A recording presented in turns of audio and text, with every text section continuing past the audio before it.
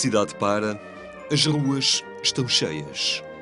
E escutam-se os acordes da banda filarmónica que dão uma musicalidade ao momento. A Rainha Santa sai de Santa Clara a Nova para mais uma vez se aventurar pelas ruas da cidade de Coimbra. Vai ao encontro dos mesmos, daqueles que, outrora, à revelia de Dom Dinis, auxiliava na sua condição de pobres e procurava resgatar para a dignidade que se pede para cada ser humano. Ainda hoje, esta dimensão está presente e é conhecida pelos que acorrem a cada passeio que a Rainha dá pela sua cidade. É para ela a devoção.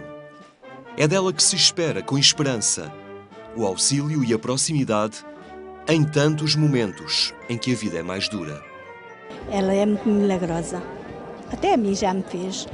Quer dizer, eu calculo, mas tenho fé nela, muita fé nela. Venho cá, eu venho a pé, ao dia 4, ainda na segunda-feira cá estive, ouvimos a missa às 11 horas e vim cá, e venho cá todos os anos eu venho a pé e no dia dela, neste dia venho à procissão. Há 2 anos vi ver a procissão e gostei muito dos fatos que as crianças traziam e então decidi este ano pedir para vir de Rainha Santa. Mas há alguma razão especial, só porque gostaste? Só porque amo a minha cidade e apesar de não sermos a capital, somos uma cidade com muita história e com muito amor à Santa e à padroeira que temos. Porquê é que vieste a esta peregrinação da Rainha Santa? Para agradecer o meu ano e o ano passado já que não houve procissão. Ou seja, é natural os estudantes da Faculdade de Direito virem agradecer a passagem de ano ou a passagem de exames quando se leva à procissão?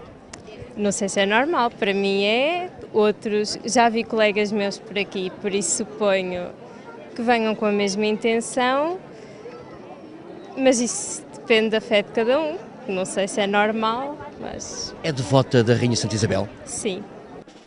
Santa Isabel de Portugal foi, na sua época, um exemplo de entrega e doação. Mesmo sendo rainha, não esquece os simples e os frágeis.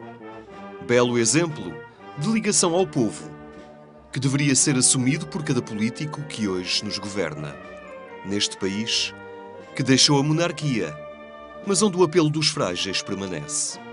Se calhar mais do que nunca, quando precisamos realmente na nossa sociedade voltar a ponderar bem a nossa hierarquia de valores, acho que tem uma mensagem muitíssimo importante e muitíssimo atual nos dias que correm.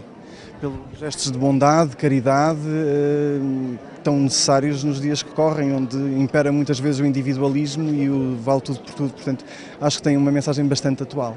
Sim, porque agora as pessoas não são tão bondosas e veem mal em tudo e ela era uma pessoa bondosa e gostava de ajudar os pobres.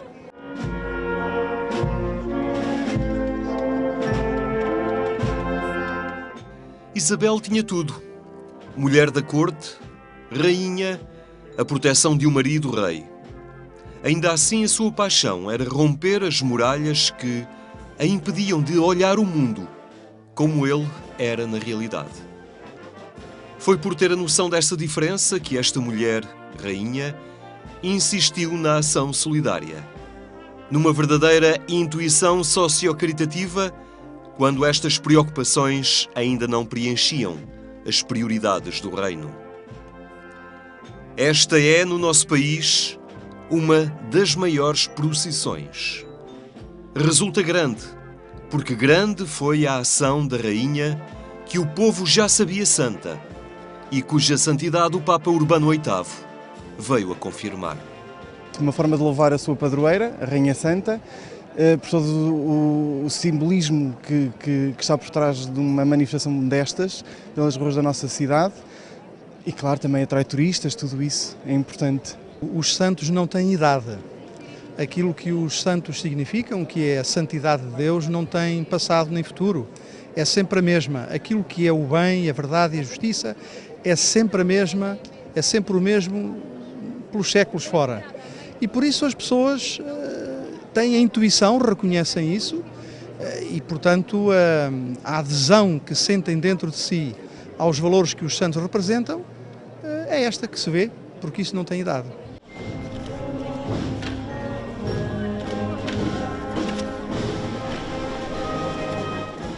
Este ano Coimbra faz festa à sua Rainha Santa e com alegria redobrada pelos 500 anos que se cumprem sobre a sua beatificação em 1516 pelo Papa Leão X. Mas quem foi Isabel de Portugal? A Rainha Santa que tantos séculos após a sua morte continua a despertar a devoção numa abrangência espiritual que vai muito além dos limites geográficos do Reino de Portugal.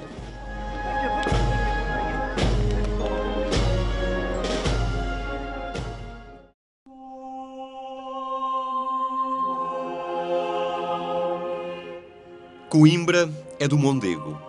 É a cidade da cultura por ter acolhido a primeira universidade. E não sendo a única por onde passou e viveu a Rainha Santa Isabel, é a que mais ficou associada à sua memória e que mais locais nos apresenta ligados a esta figura da nossa história e da nossa identidade cristã.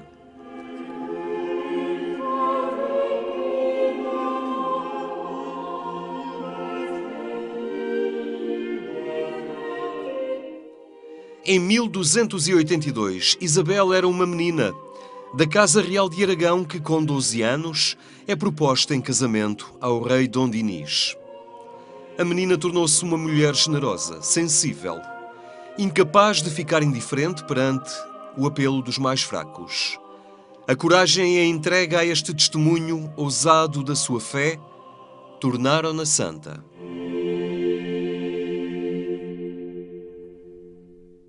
A Rainha Santa Isabel foi uma princesa nascida em Aragão no ano de 1270, muito pretendida por várias cortes europeias, e Dom Dinis conseguiu que enfim, ela lhe fosse cometida como esposa no ano em que ela fez 12 anos, atingiu a maioridade para a época. Portanto, em 1282 foi recebida em Portugal, as bodas até se realizaram em Trancoso, porque ela entrou pelo norte do país, realizaram-se em Trancoso em 24 de junho de 1282 e depois seguiu ao longo da Beira até Coimbra, onde foi recebida e onde se estabeleceu a sua residência. Aliás, ela depois, um pouco ao longo da sua vida, viveu em várias cidades, em Leiria, Santarém, etc.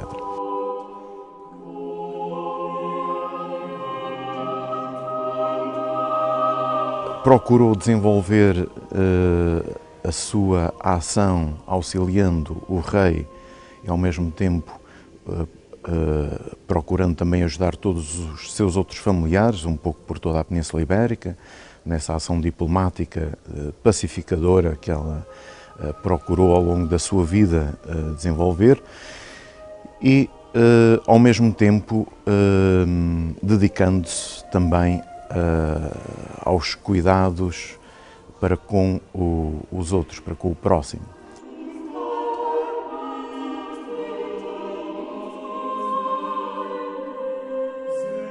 Junto ao rio Mondego, cujas águas teimam em entrar periodicamente no seu interior, encontramos o mosteiro de Santa Clara a Velha. Foi aqui que a Rainha Santa Isabel se recolheu após a morte do seu marido, o rei Dom Dinis. Mas o mosteiro de Clarissas haveria de renascer maior e mais acima, para fugir aos aumentos de caudal do Mondego e poder oferecer maiores comodidades às religiosas clarissas.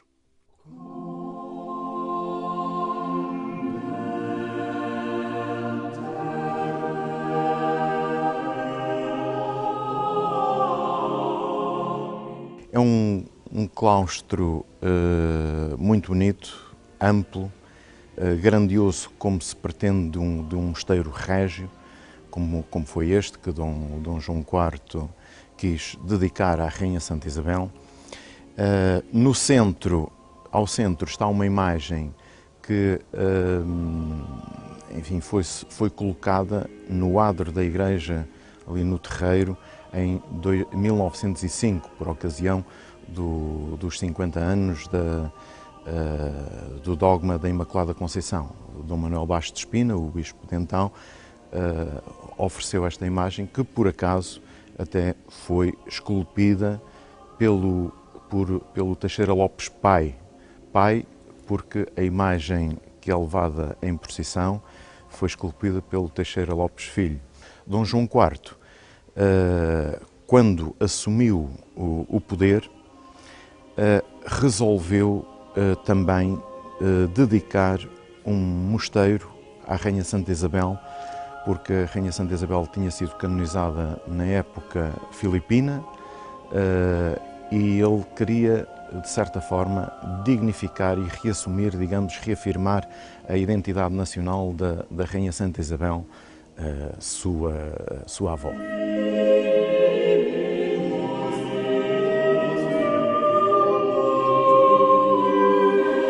Era uma comunidade clarissa muito grande, muito ampla, porque, sendo um dos principais mosteiros régios, acolhia aqui clarissas da mais alta nobreza de Portugal.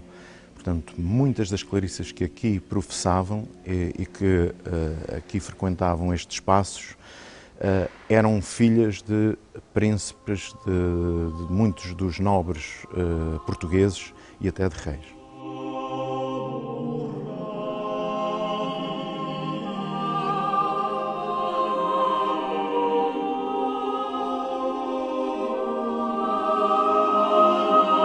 No coro baixo da igreja de Santa Clara encontramos o túmulo original da Rainha Santa.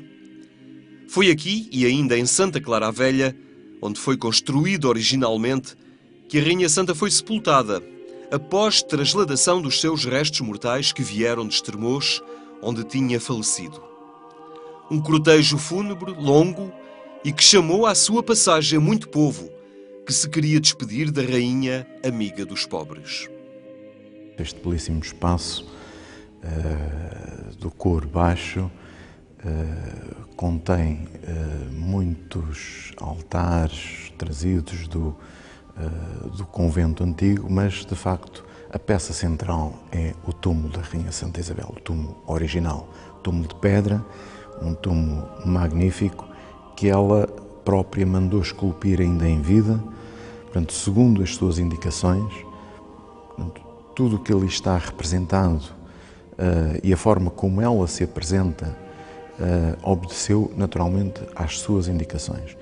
Este túmulo foi trazido para aqui em 1677 por ocasião da transferência, a primeira trasladação do corpo da Rainha Santa, mas também da transferência da comunidade clarissa do convento antigo para o mosteiro novo.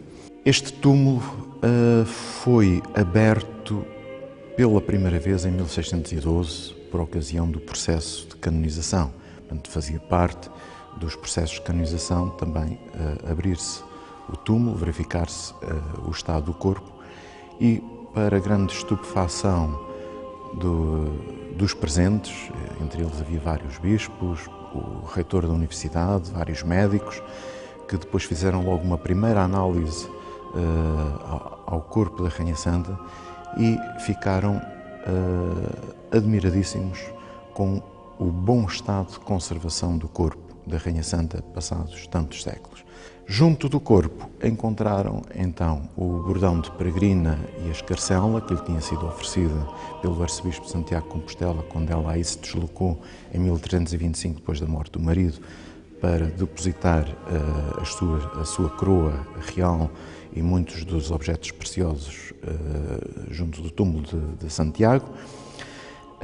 Esse bordão foi partido ao meio, metade do bordão e a escarcela foi enviada para Madrid, onde se encontrava o rei Filipe, e a parte superior do bordão conservou-se aqui, que neste momento, digamos, faz parte do espólio, naturalmente, da confraria.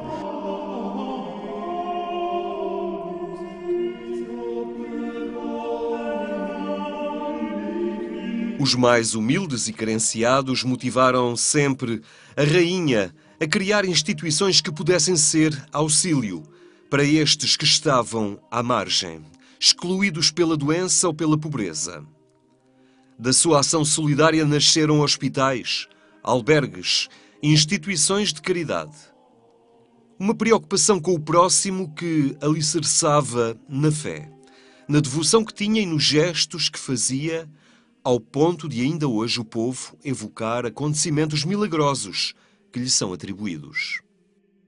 Uma das grandes devoções também dela era a devoção ao Divino Espírito Santo, digamos, esta ideia joaquimita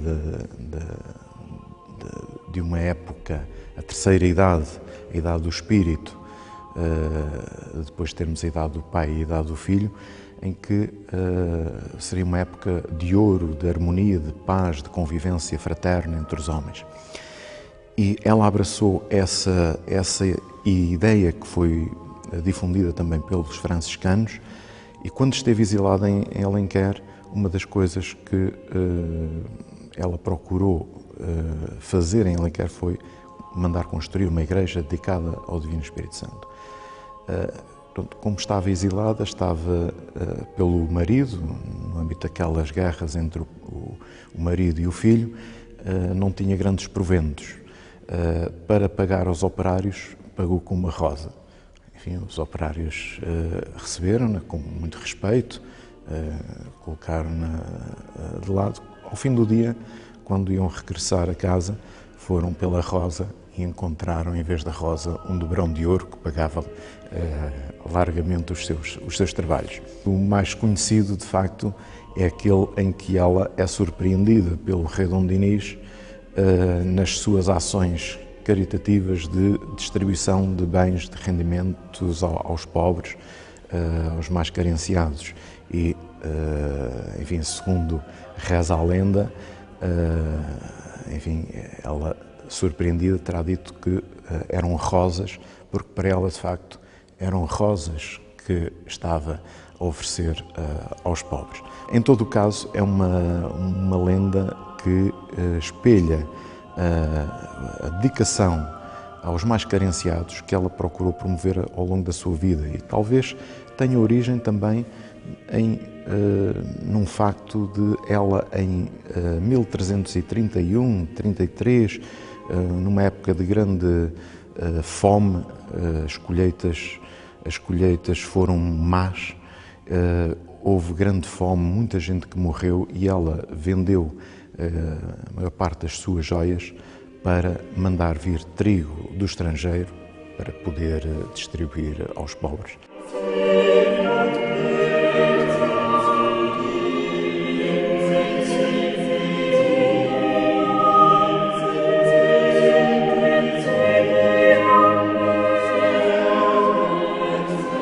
Da devoção da Rainha ao Espírito Santo e da sua ação solidária nasceram obras que chegaram aos nossos dias. É o caso de uma casa em Torres Novas que acolhia raparigas pobres e que atualmente se chama Casa de Formação Cristã, mas antes tinha por nome Refúgio da Rainha Santa Isabel. O primeiro assistente espiritual dessa Casa de Formação Cristã, do Refúgio da Rainha Santa, foi justamente o famoso Padre Américo. E a doutora Manuela Carvalhão fez-me essa referência e talvez muito justamente possamos dizer que o Padre Américo, tendo em conta, digamos, esta obra em que as jovens, as moças da rua eram acolhidas nessa casa, mais tarde veio também a criar a obra do gaiato, a obra da rua, para fazer exatamente o mesmo para os moços, os jovens rapazes que andavam na rua. Portanto, seguramente terá sido inspirado nesta ideia. Portanto, a Rainha Santa, ainda nos dias de hoje, continua a inspirar, direta ou indiretamente, muitas das boas obras que nós fazemos nos nossos dias.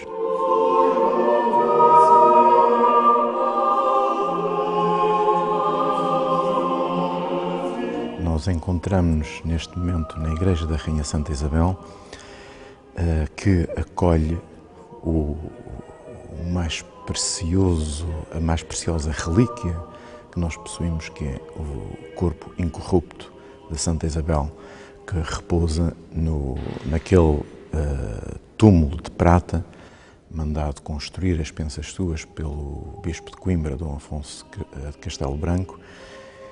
E esta igreja foi só terminada em 1696, foi dedicada à Rainha Santa Isabel, porque já o próprio mosteiro, quando Dom João IV mandou construir o mosteiro, a intenção dele era dedicar todo o mosteiro à Rainha Santa Isabel.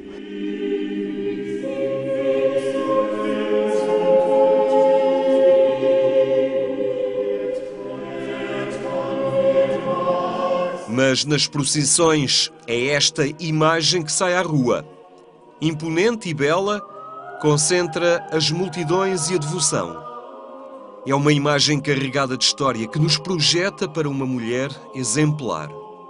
A imagem da Rainha Santa, que Dona Amélia, a Rainha Dona Amélia, ofereceu para as procissões, encontra-se junto ao túmulo da Rainha Santa, em lugar de destaque, porque de facto é uma belíssima imagem que muito apaixona os devotos e muito os inspira.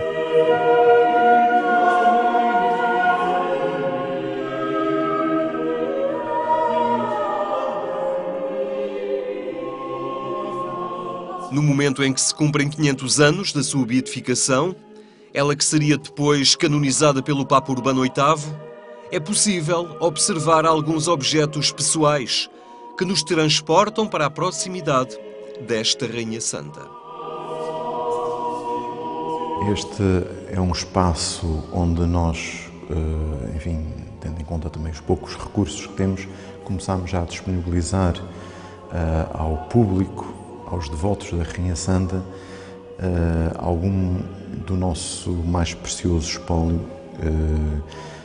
Algumas destas peças já estiveram em exposições internacionais, portanto, fora do país, e demos-lhe o nome de tesouros espirituais, não só por as peças estarem relacionadas também com o culto à Rainha Santa, mas também porque nós temos aqui algumas das nossas mais preciosas relíquias, naturalmente, além do corpo da Rainha Santa, na igreja, há aqui algumas das relíquias que são mais apreciadas também pelo público em geral, designadamente o bordão da Rainha Santa, o famoso bordão, que lhe foi oferecido pelo arcebispo de Santiago de Compostela, as mortalhas originais da Rainha Santa, ou pelo menos o que resta delas, porque ao longo dos anos foram sendo feitas relíquias.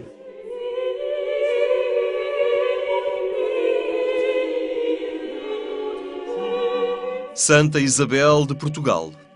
Visitar estes locais que respiram a história da sua vida é muito mais que olhar vestígios do passado.